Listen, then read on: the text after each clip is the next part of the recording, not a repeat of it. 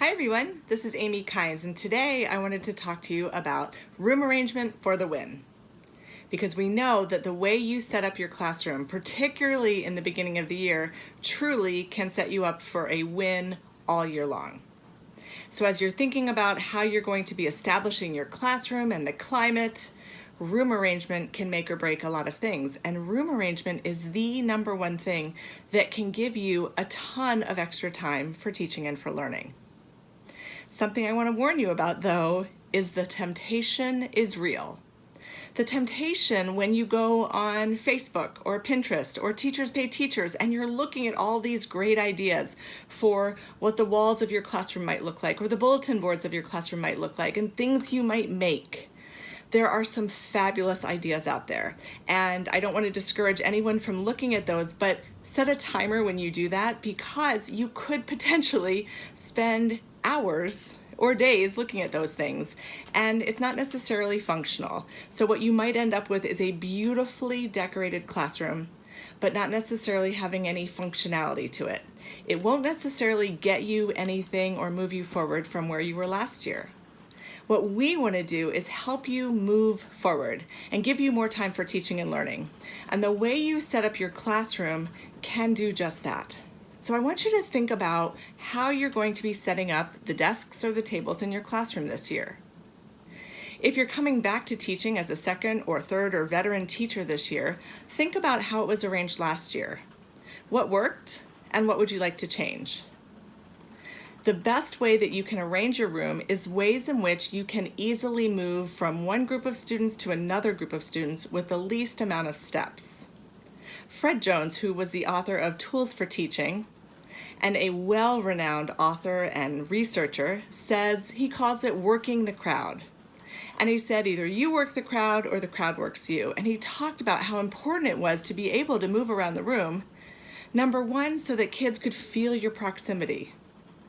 But we know it goes well beyond that. We know not only do you want kids to know you're there, but we also want to know what kids are doing. So I have to set up my classroom in a way that I can actually walk around my room.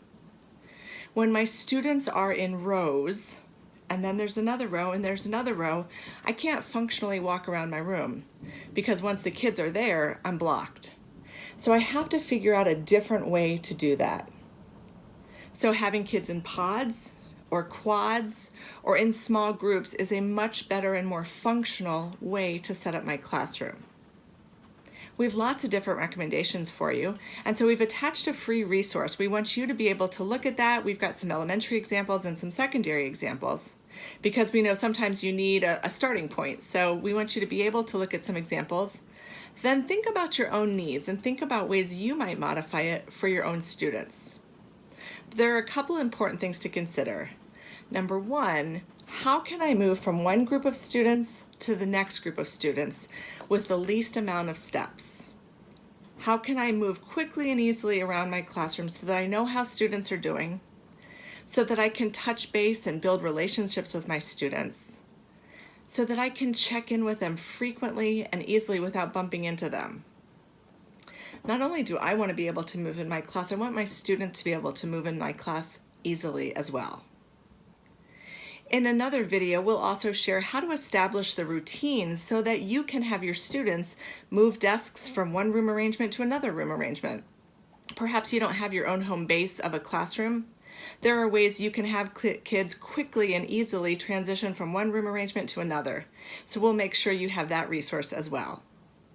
We'd love to hear what you do for your room arrangement. If you need support with room arrangement, don't hesitate to reach out to us.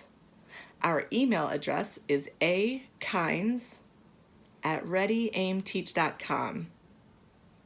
We have a wonderful workshop that focuses on room arrangement and all the other proactive strategies that go into making a teaching world so much easier and so much more fun. It's called Proactive Teaching, and we'd love to see you there. As always, thank you for what you do on behalf of our students each and every day.